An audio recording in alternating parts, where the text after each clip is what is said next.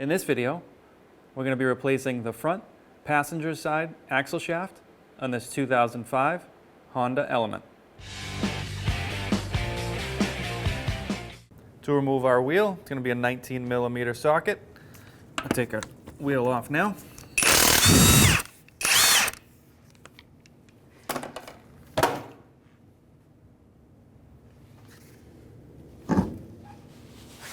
So our backing plate here is pretty well rusted and corroded.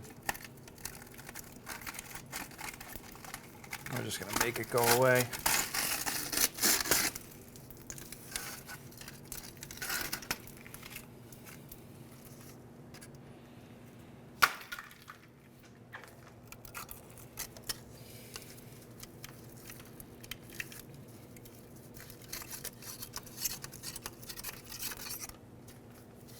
We're going to remove our caliper. We have two bolts, top and bottom.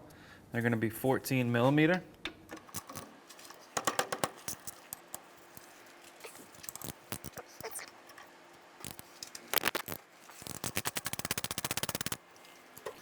At this point, when we have both of these bolts broken free, we're going to make sure we have some kind of hanger ready to hang our caliper on to keep stress off of the brake line or the brake hose.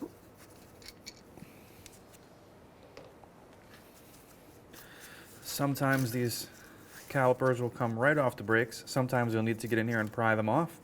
This one slid off no problem. So what we can do is take our hanger, swing it around here, and we're going to hang it right on the spring, up and out of the way. Now we can see our pads. I'm going to remove our spring hardware. Just squeeze and remove. And our pads. Our pads should pop straight out. Same thing on this side.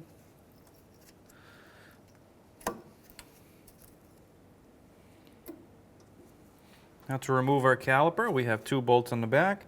They're going to be 17mm. We did switch over to our breaker bar because these are going to be heavily torqued in.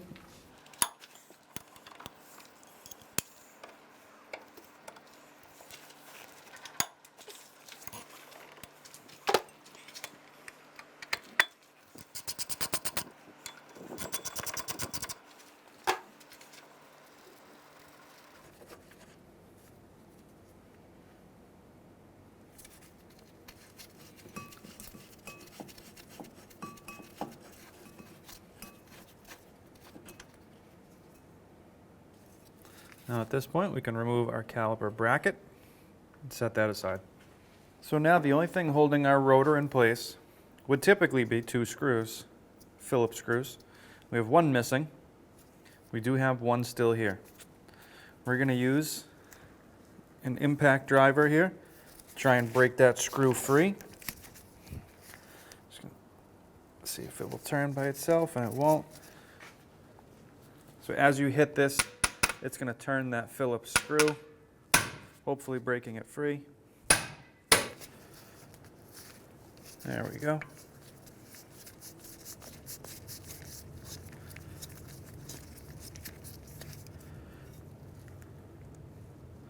We can set that screw aside. Now that the Phillips screw's out, our rotor usually comes off just like this. Sometimes you might need to hit it from the back or the front with the rubber mallet to break it free, but this one's free. So go ahead and take this right off. So to remove our speed sensor out of our knuckle, we have a 10mm bolt here. So we'll go ahead and back that out.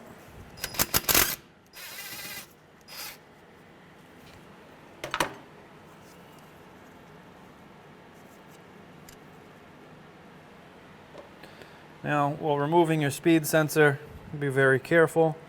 We're going to lightly pry up all the way around. So we've switched over to a small pocket flathead screwdriver. We're just trying to lightly pry up our speed sensor. Here we go. Just lightly rocking this back and forth, trying to wiggle it out. There we go.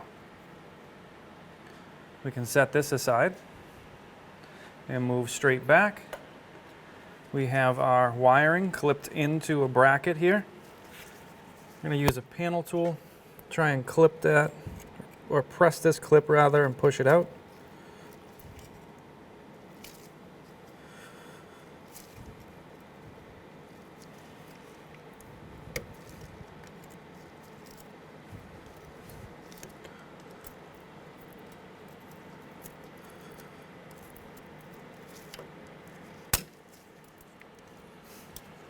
So we'll move these out of the way. And now we'll move on to the back clip here. It's around the back of the strut. And this one's just going to be a squeeze and pull out. Now, if we follow that cable up to the inner fender well, we have a 10 mil bolt holding the cable and a bracket to the fender well. I'm going to remove that 10 mil.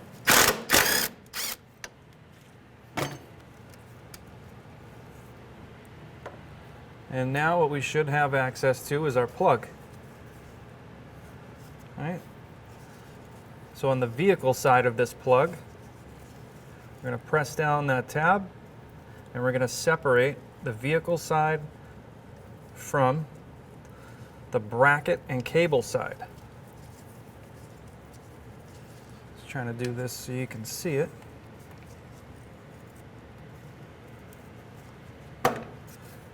Separate them right there.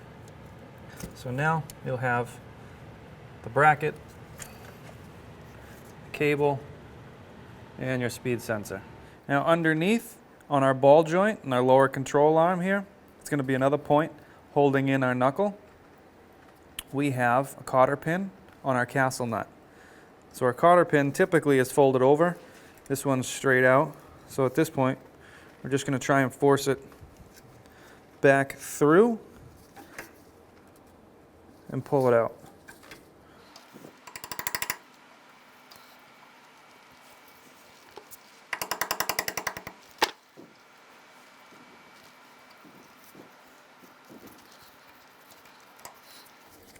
And this is one of the parts.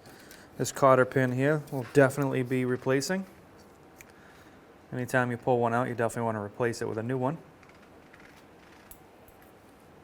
Now we can take our castle nut off of our ball joint. To remove our axle nut, we're going to have to remove the staking punched in on our axle. So we just have a small punch here. We'll just see if we can open that up enough to spin off the nut.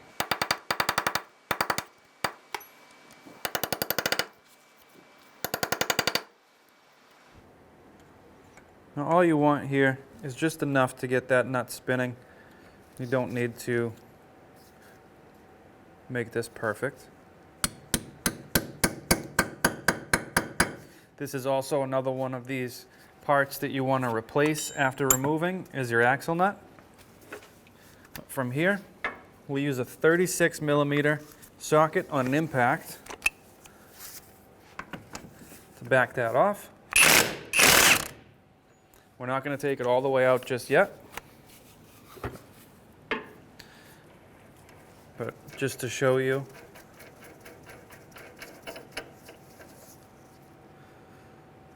that's the staking we had to undo. So we'll put this back on. Right about there. So the last thing we have is our ball joint down the bottom, which is going to be a 19 millimeter. And again, we're going to use our impact.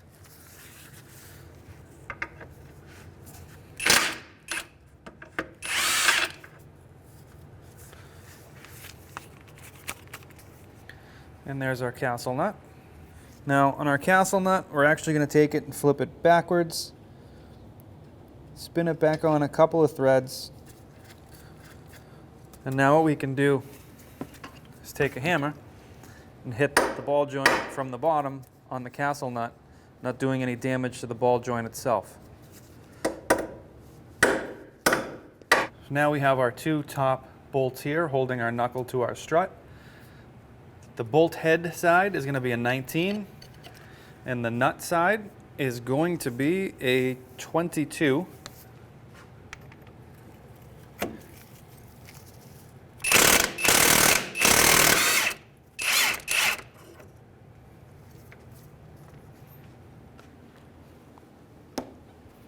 we're going to leave at least one in there. We've decided it's going to be the bottom. At this point, it's actually pretty free.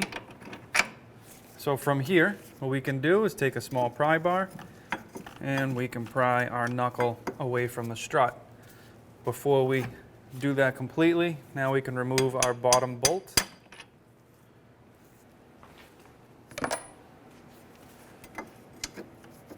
Put a pry bar between the knuckle and the strut. We're going to hold our strut into place and pull our knuckle forward.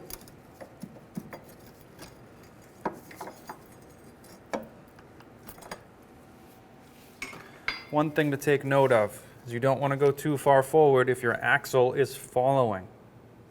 You don't want to separate your axle from the backside. So what we're going to do is now take our axle nut, back it off a little bit more.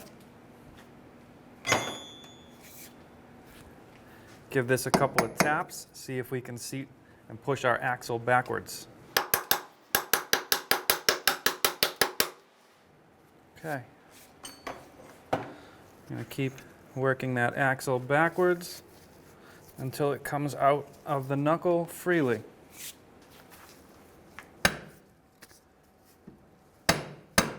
All right, so the goal here now is to get your axle out of your knuckle. And we're just trying to separate the two here.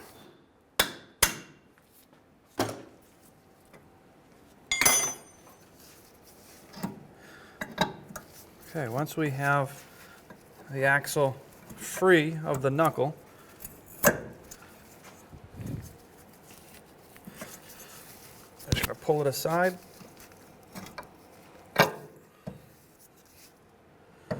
Like that. So now that we have our axle out of the way, we can work on removing our knuckle or our ball joint from the bottom here. We're just going to continue to put some upward pressure on it with a sledge. So now that we've hit our castle nut and our ball joint straight up and broke the bond between here, we're going to take our 19 millimeter back off that castle nut.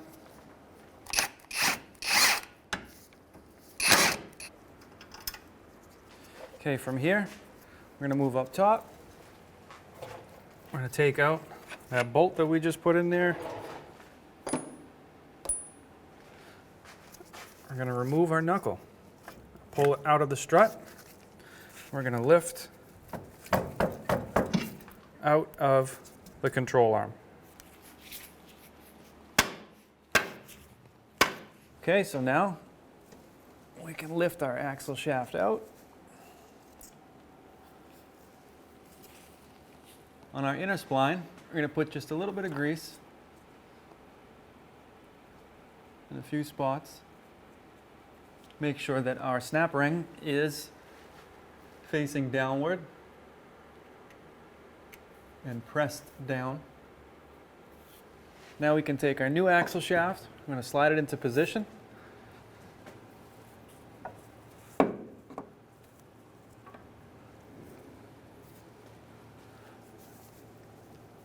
going to need to spin to clock into position. Once you try and rotate and you can hear that you're actually rotating or trying to rotate the gearbox, you know you've lined up your splines. Now it's just a matter of pushing it in and onto that snap ring. So from here, and try and keep our axle shaft as straight as possible. And we're going to tap it in with a rubber mallet. This might be a little finicky. Try and keep inward pressure on it.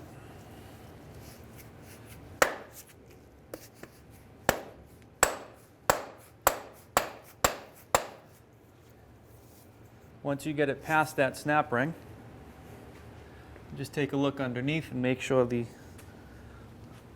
seal is pressed up tight. And that's it. From here, we're going to rest the shaft itself on the control arm and not the boot. We're going to take off our new spindle nut.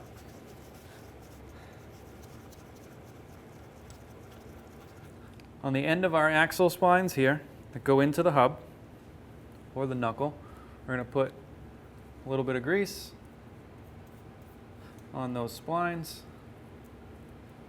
And we're going to put it into our new hub. Okay, at this point we can spin or rotate the knuckle itself. We're going to put our new axle nut on, a few threads. Now we're going to put our knuckle into the lower control arm. Actually, we're going to put it into our strut first. Raise up and locate our ball joint. Now we can reposition into our strut. Again, things are going to need to rotate back together. So now what we're going to do is align our bolts. Now that we have our knuckle into our strut, we're going to push and align our bolts here. We're going to pull this back so we can stop our bolt coming through. There we go. I'll put our nut on. I'm just going to snug this up. And now we can put our top bolt in. We're just using a pry bar on one side to kind of help us align the holes.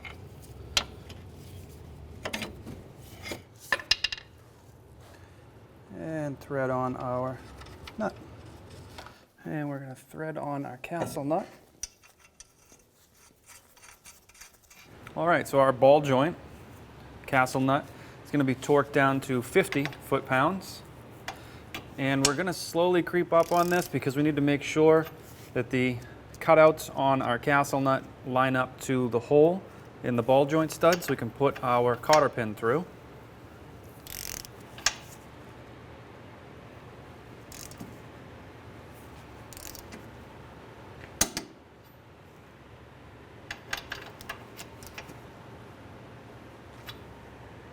Okay, now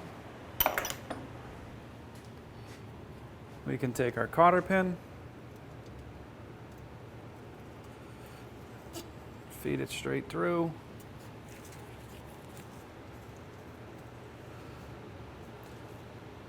separate that, bend it back on itself.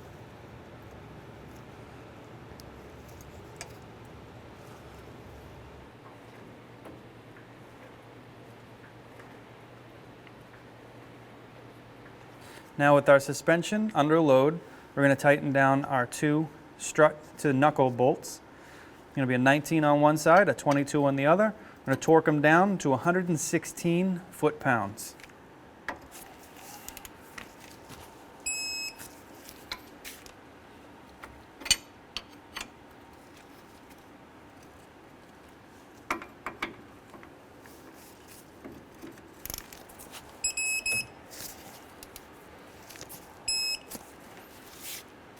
Now we're going to torque down our axle nut to 181 foot-pounds. We've lowered our vehicle close enough where we can put a big pry bar between the studs and the floor.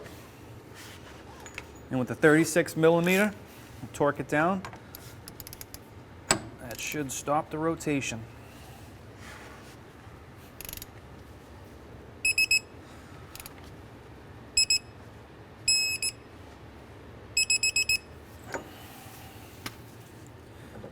All right, so now one last step is we will stake in this center here onto the axle to stop that nut from rotating.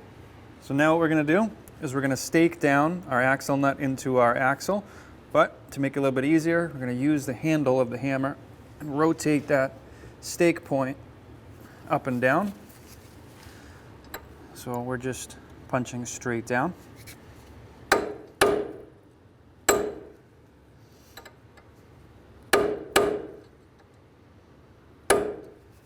Okay. So now at this point, we're going to want to make sure that this hub surface is nice and clean and ready to receive the back of our rotor. This is actually very clean, but if yours needed a little bit more attention and it had some corrosion on there, you can get in there with a wire brush and clean up whatever you need to. If you need to use an air tool or lightly sand off some really heavy corrosion, you can do that. Ours just has some nasty grease and oil built up on here. We're going to hit it with some brake clean.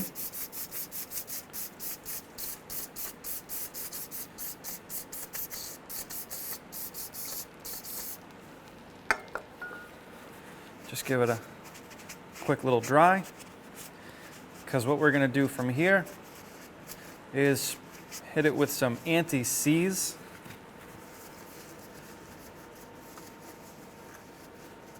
We'll let that flash off for a minute and we'll come back with some anti-seize spray.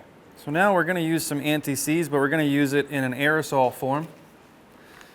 So instead of spraying everything in the general area, we're just going to use our paper towel here just to stop it from getting where it doesn't need to be. We're just going to put a light coat on our hub surface. So we're going to line up our Phillips screw holes.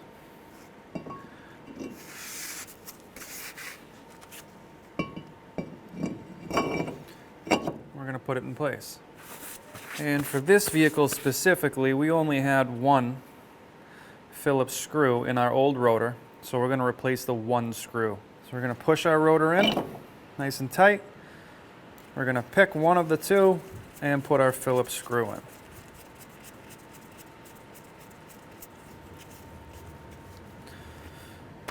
I'm going to hold the rotor in place and we're going to tighten that down. Now we can take our caliper bracket and put it onto our knuckle, put our 2 bolts in.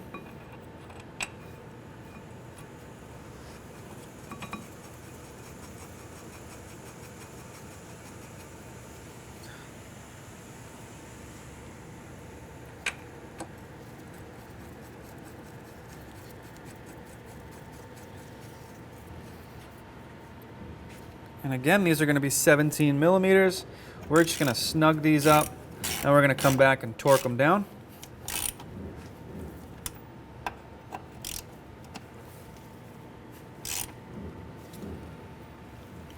So now we're going to torque our caliper bolts down to 79 foot-pounds.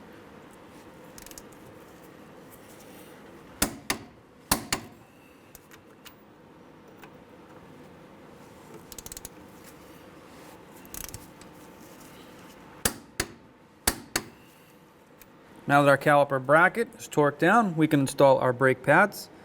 We're just going to simply put the bottom tab into the metal slot, push down, and align the top and push into the rotor. Now that you have your pads in and squeeze nice and tight to the rotor, we have 2 last pieces of hardware. They're going to be these spring clips. There are holes on your brake pads. You're just going to squeeze these together and put them in the holes. Sometimes these want to fly out, so watch your eyes and be careful that they might want to run around the room.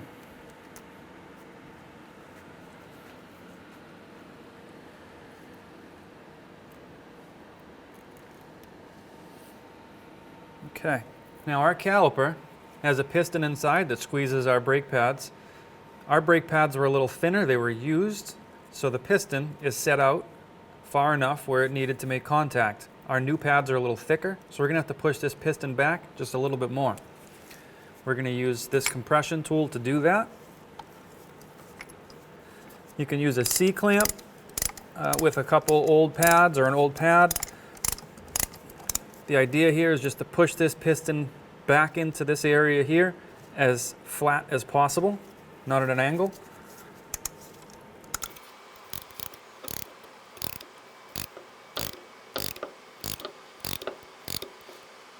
Now that we have our piston pushed back, we can release our tool.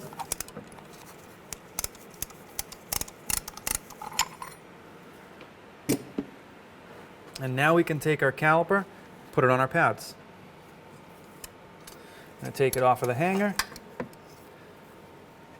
Again, we're going to be careful not to stress the brake hose.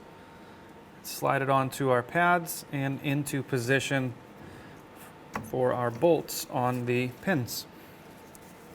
Once it's in position, take one of the 2 bolts, and thread it in place to hold our caliper. So with our 2 caliper bolts now snugged up by hand, you want to make sure on the bottom here, your caliper pins, the pieces that we greased earlier, you want to make sure they align with the caliper. There's a slot that those pins will sit into, which will stop the pin from spinning when you tighten these down. Make sure that's aligned. If it's misaligned, you may also not be able to get your bolt in. So we've got those both aligned, top and bottom.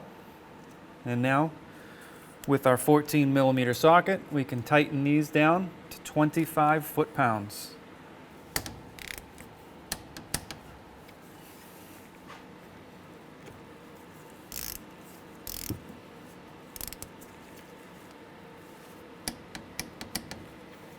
Now that we have our caliper installed, we had to press back our piston, which means now we're going to have to pump our brakes and bleed our brake line.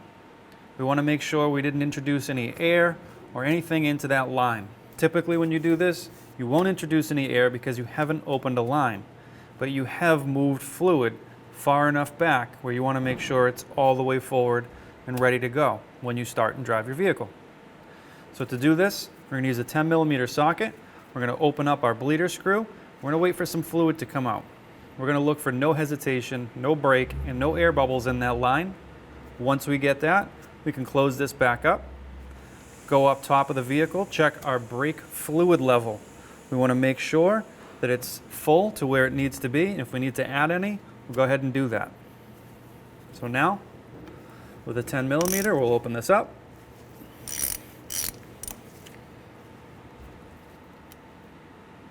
We'll check our fluid, make sure here we're not getting any breaks or air bubbles in the line.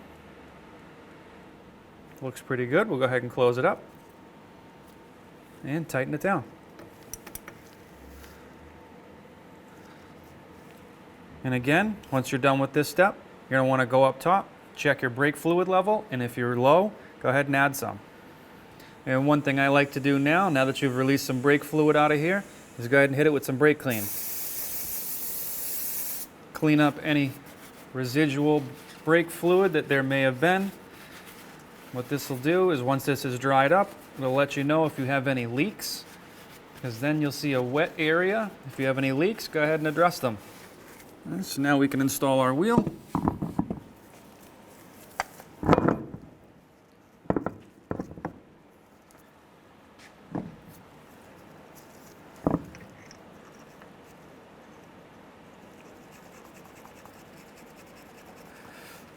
Sometimes when I'm having an issue centering or getting the wheel on nice and flat, I like to do a top nice and tight, push in, do a bottom nice and tight, and then rock back and forth till I get those two nice and tight.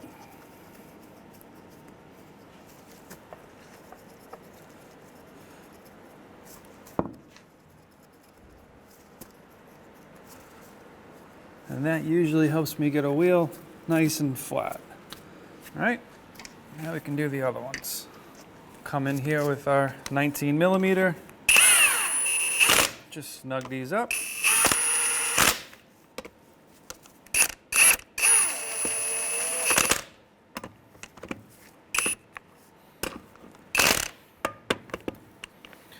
All right, now to torque these down, we're going to have to put the vehicle on the ground so the wheel doesn't spin. Now that our vehicle's on the ground, we're going to torque our lug nuts down to 80 foot-pounds. We're going to do it in a crisscross pattern.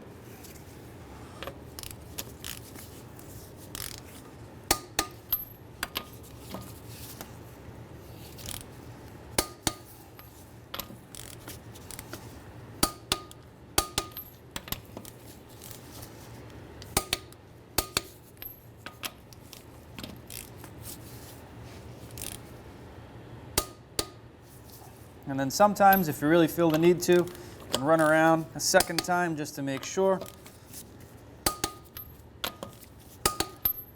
Now at this point, you're going to want to take your vehicle down to a shop and have a professional alignment done.